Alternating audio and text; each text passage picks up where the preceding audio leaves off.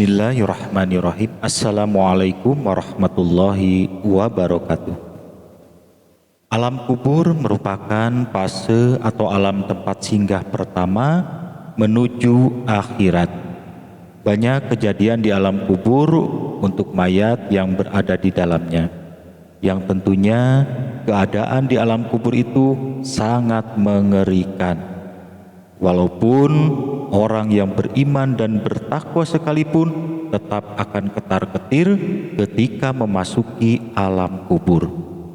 Apalagi orang yang tidak beriman dan hidupnya jauh dari Allah, jauh dari ibadah, betapa ketar-ketirnya mayat yang bergelimang dosa tersebut di saat masuk ke alam kubur.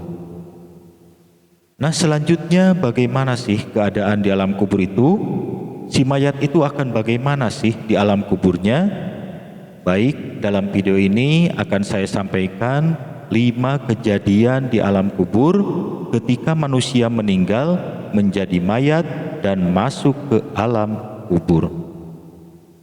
Yang pertama, setiap mayit akan dihimpit dan ditekan di dalam kuburnya. Apabila ia seorang mukmin atau orang yang beriman kepada Allah, maka ia akan dihimpit lalu dibebaskan dari himpitan itu. Sedangkan orang yang kafir maka akan dihimpit hingga keluar api dari tubuhnya.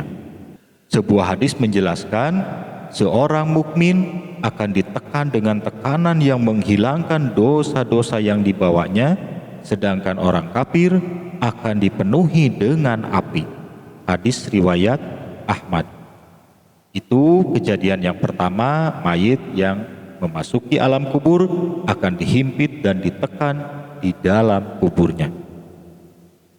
Selanjutnya yang kedua, alam kubur sebagai penentu untuk seorang hamba celaka atau selamat di akhirat.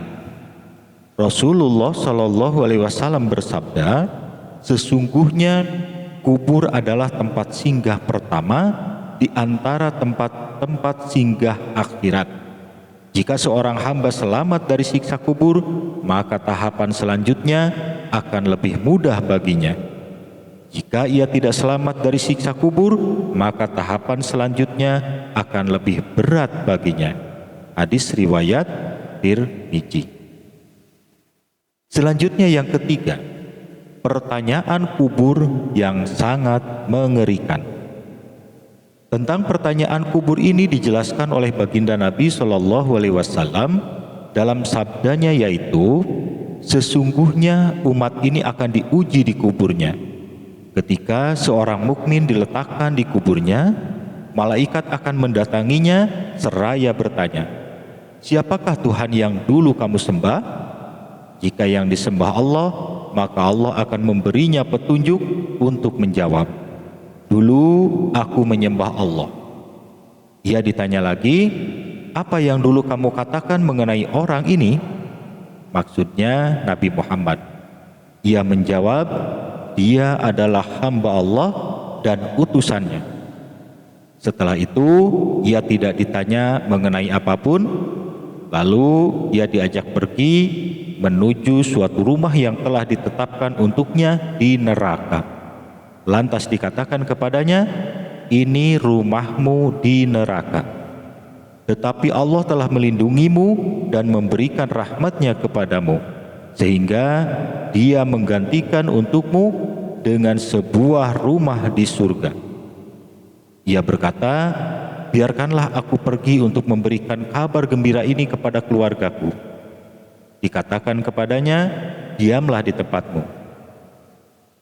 Sesungguhnya jika ia seorang kafir, diletakkan di kuburnya, malaikat mendatanginya seraya bertanya, apa yang dulu kamu katakan mengenai orang ini? Maksudnya Nabi Muhammad. Ia menjawab, dulu aku mengatakan seperti yang dikatakan orang-orang. Malaikat pun memukulnya dengan palu godam dari besi di antara kedua telinganya, sehingga ia berteriak keras sampai terdengar oleh semua makhluk kecuali jin dan manusia. Hadis riwayat Ahmad. Dari hadis tersebut digambarkan dua pertanyaan yang paling utama, yaitu siapa Tuhanmu dan bagaimana tentang Nabi Muhammad.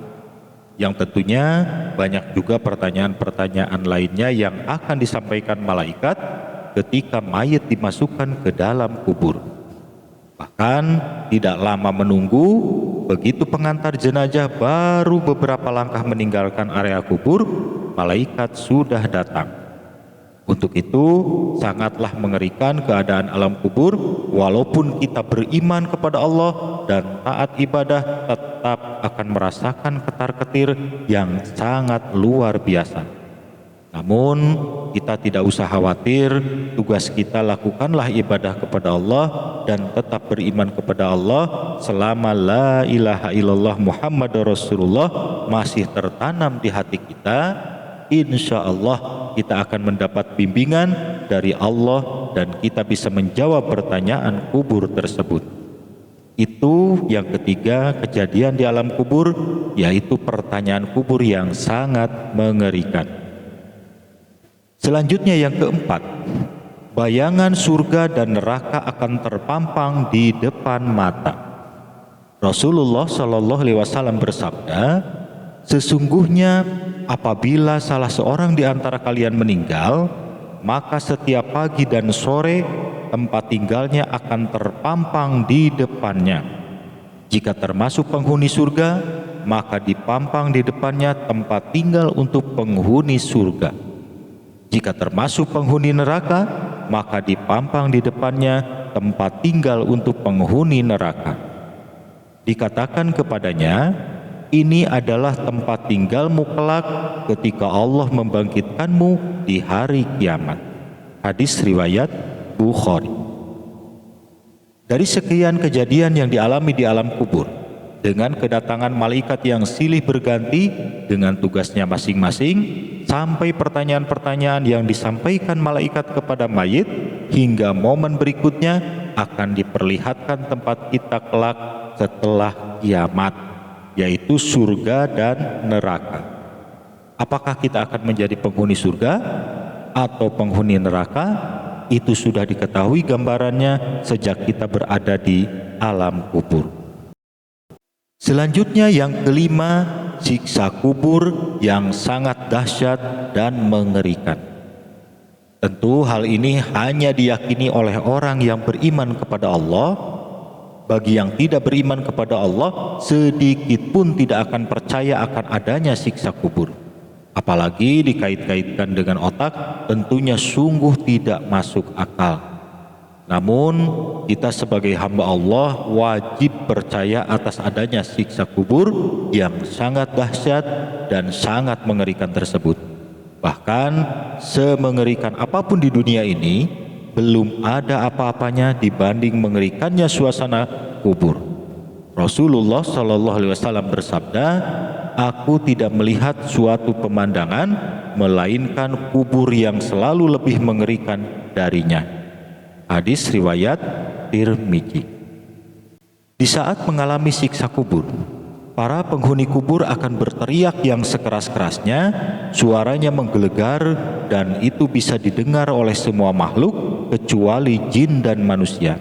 Sesuai dengan sabda Nabi Shallallahu Alaihi Wasallam, sesungguhnya para penghuni kubur akan disiksa di kubur mereka dengan siksaan yang dapat didengar seluruh binatang.